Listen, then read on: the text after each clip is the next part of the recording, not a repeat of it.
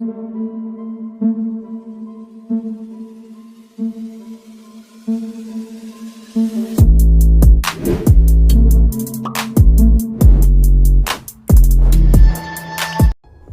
दोस्तों, scary story official में आप सबका स्वागत है। आज की कहानी की तरफ बढ़ने से पहले चैनल को सब्सक्राइब कर लीजिए और अगर कहानी अच्छी लगती है तो प्लीज़ लाइक एंड कमेंट करना मत भूलिएगा।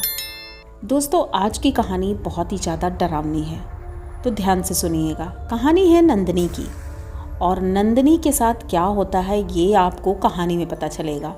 तो देर नहीं करेंगे, कहानी की तरफ बढ़ेंगे। है नंदिनी कॉलेज पास आउट कर चुकी थी और फ़िलहाल वो जॉब की तलाश में थी। शहर में उसने कई जगह अप्लाई कर रखा था, लेकिन अभी तक उसे जॉब नहीं मिली थी। अब उसके घर वाले कहते हैं कि बेटा, जॉब की ज़रूरत नहीं है, अपनी कंपनी है, तुम यहीं पर ज्वाइन कर लो। लेकिन नंदिनी चाहती थी कि वो अपने पैरों पर खड़ी हो। कुछ दिन तो दूसरी कंपनी में या कई जगह वैकेंसीज निकलती हैं, वहाँ ट्राई करती हूँ और इससे ये होगा कि मैं क्या कर सकती हूँ ये पता चलेगा। अपने घर में या अपनी कंपनी तो घर ही जैसी हुई, वहाँ जॉब करके कोई फ़ायदा नहीं है। तो घर वाले भी कहते हैं चलो ठीक है, ये तो अच्छी बात है। अब ट्राई तो कर रही थी लेकिन अभी जॉब मिल नहीं रही थी। तभी एक दिन अचानक एक कॉल आता है और वो खुशी से झूम उठती है क्योंकि जॉब उसे मिल गई थी। अब जॉब मिल गई थी, घर के लोग तो खुश हुए। उनका भाई जो था छोटा वाला, वो तो बहुत ही खुश हुआ कि दीदी की जॉब लग जाएगी तो मैं भी अपनी सारी विशेष पूरी करवा सकता हूँ। अब दीदी कहती हाँ भाई कोई बात नहीं है, और तुम्हारा खर्चा तो अब मैं ही उठाऊँगी, पापा मम्मी की टेंशन ना लो तुम। तो वो तो खुश हो जाता है। मम्मी पापा भी कहते हैं अच्छा, मतलब तुम लोग इतने बड़े हो गए हो कि अब मेरी ज़रूरत ही नहीं है। दोनों हंसने लगते हैं और पूरी फैमिली बहुत खुश होती है। आज तो पार्टी होती है, बाहर जाते हैं, सब लोग खाना वाना खाते हैं। पापा की अपनी खुद की कंपनी थी, छोटी सी, ज़्यादा बड़ी नहीं, लेकिन इतना था कि अच्छे से खा पी लेते थे। घर में गाड़ी भी थी, सब कुछ परफेक्ट था। अब नंदिनी जाने की तैयारी करती है क्योंकि शहर में जॉब थी, इतने बड़े शहर में जहाँ पर लोगों का सपना होता है जाने का, मुंबई। अब ये मुंबई चली जाती है, वहाँ पर रहने के लिए उसे जगह नहीं मिल रही थी क्योंकि वहाँ कोई जान पहचान का था नहीं। कंपनी जाती है, वहाँ बात करती है तो ज्वाइनिंग लेटर उसे मिल जाता है, लेकिन पूछती है कि भाई रहने की क्या व्यवस्था है। तो वो लोग कहते हैं रहने के लिए हम लोग कुछ नहीं कर सकते हैं, आप खुद ही अपनी व्यवस्था करिए। अब नंदिनी परेशान होती है कि नया शहर है, अब हम कहाँ रहेंगे, कैसे करेंगे। तो वो एक होटल में जाती है, वहाँ खाना खा रही थी और बैठी थी, सोच रही थी। उसी होटल में उसने रूम ले रखा था। तभी एक सज्जन आते हैं और सामने वाली टेबल पर बैठे हुए थे। तो वो जब देखते हैं कि परेशान है, थोड़ा बुजुर्ग थे वो, तो वो पूछते हैं बेटा क्या हुआ है, तुम इतना परेशान क्यों हो। तो नंदिनी कहती है कि अंकल, मैंने यहाँ जॉब ज्वाइन की है पर रहने की प्रॉब्लम है। तो कहते हैं अरे रहने की प्रॉब्लम है, कोई दिक्कत नहीं है, हमारी गली से दूसरी गली में कुछ घर ऐसे हैं जहाँ पर शायद तुम्हें रहने के लिए किराए पर घर मिल सकता है। नंदिनी खुश हो जाती है, उनसे कहती है ठीक है, आप एड्रेस मुझे व्हाट्सअप कर दीजिए और मैं जाकर देख लूँगी, अगर कोई प्रॉब्लम होती है। तो उन्होंने कहा प्रॉब्लम होती है तो तुम मुझसे बात करवा देना। कहती चलो ठीक है। अब यहाँ से ये लोग उठते हैं और अंकल का घर वहीं पर दो गली पहले था। तो अंकल पहले तो कुछ काम से जा रहे थे, इसलिए वो कहते हैं कि तुम चलो बेटा, हम आते हैं। अब ये निकलती है यहाँ से, ऑटो करती है और उस घर की तरफ चल देती है। घर शहर से बाहर था और कंपनी वहाँ से लगभग 20-25 किलोमीटर दूर थी। तो वैसे भी ऑटो से या टैक्सी से तो जाना ही होता है। तो ये टैक्सी में बैठती है और उस जगह पर पहुँचती है। देखती है घर तो वहाँ बहुत थे लेकिन दूर दूर थे, मतलब लग रहा था कि नई बस्ती है और यहाँ पर अभी घर बन रहे हैं। आउटर एरिया था तो खुला खुला माहौल भी था। ये चीज़ नंदिनी को खैर अच्छी लग रही थी कि ज़्यादा भीड़ चाल नहीं है। वैसे भी मुंबई में तो बहुत ही ज़्यादा घनी बस्ती है, लेकिन यहाँ पर कुछ अलग है। उसे बहुत अच्छा लग रहा था। वो जाती है, एक घर के सामने टैक्सी रुकवाती है और वहाँ पर जाकर पूछती है तो वो तो बता देते हैं भाई खाली नहीं है। इस तरह टैक्सी को वो छोड़ देती है और कहती है 1 घंटे बाद आप हमें पिक कर लेना होटल ले जाने के लिए, तब तक मैं पैदल यहाँ घूम लेती हूँ। 2-4 घर देखती है, थक जाती है एकदम। तभी उस गली के लास्ट में एक घर मिलता है।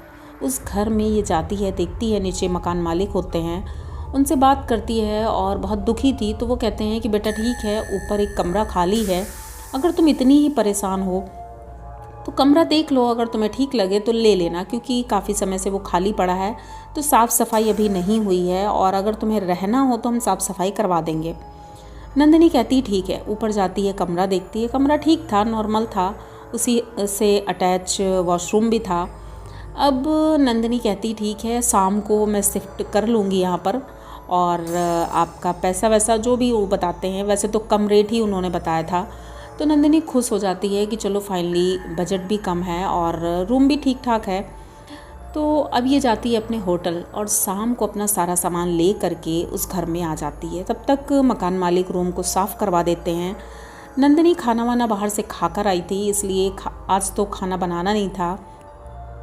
नंदिनी रूम में जाती है, दरवाज़ा बंद करती है, बस बेड में लेट जाती है, क्योंकि बहुत ज़्यादा थकी थी, दिन भर भाग दौड़ में बहुत ज़्यादा थक गई थी। उसने कहा आज तो कुछ नहीं करेंगे, बस आज आराम करेंगे।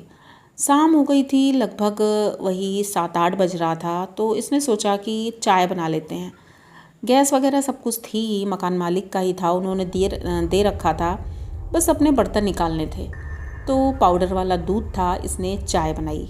चाय बनाकर खिड़की के पास बैठ करके बालकनी में चाय पी रही थी। तभी इसे लगा जैसे अंदर किचन में कोई बर्तन गिरा है। तो ये उठती है, सोचती है कि क्या किचन में मतलब बिल्ली चूहे अभी से आने लगे, अभी तो मैंने सामान भी नहीं खोला है सही से, लेकिन उस चीज़ को अवॉइड करती है।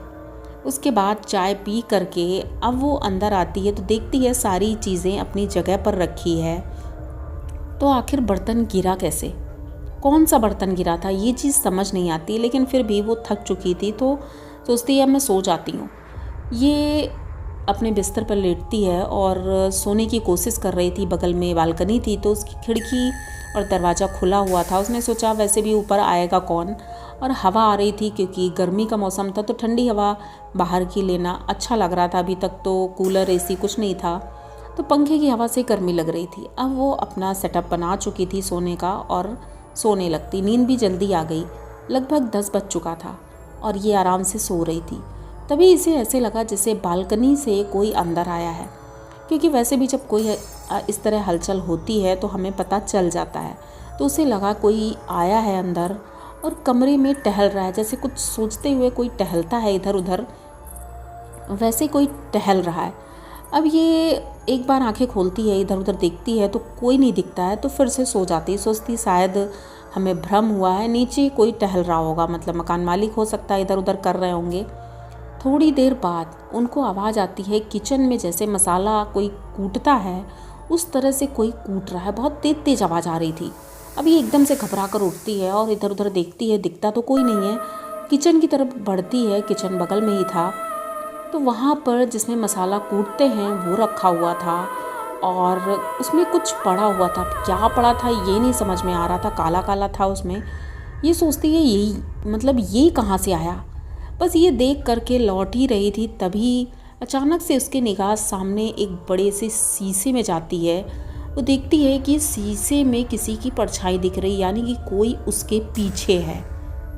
वो एकदम से पीछे पलटती है, पीछे कोई भी नहीं था, लेकिन शीशे में दिख रहा था कि वो जैसे जैसे आगे बढ़ रही है, पीछे से काले कपड़ों में कोई उसके पीछे पीछे आ रहा है। अब नंदिनी बहुत ज़्यादा घबरा जाती है, क्योंकि उसका चेहरा बहुत ही भयानक था, सफ़ेद चेहरा था और जैसे लग रहा था उसने काजल लगा रखा है, काले कपड़े थे। वो देख करके नंदिनी बहुत ज़्यादा डर जाती है, भाग करके बालकनी में जाती है, इधर उधर देखने की कोशिश करती है कि नीचे कोई दिख रहा है कि नहीं, किसी से हेल्प मांग ले, लेकिन कोई भी नहीं दिख रहा था।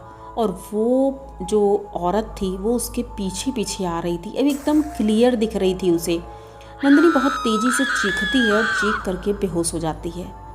इसके बाद क्या होता है नंदिनी के साथ, ये आपको कहानी के सेकंड पार्ट में पता चलेगा कि आखिर इस घर में क्या हुआ था सालों पहले और वो औरत कौन है।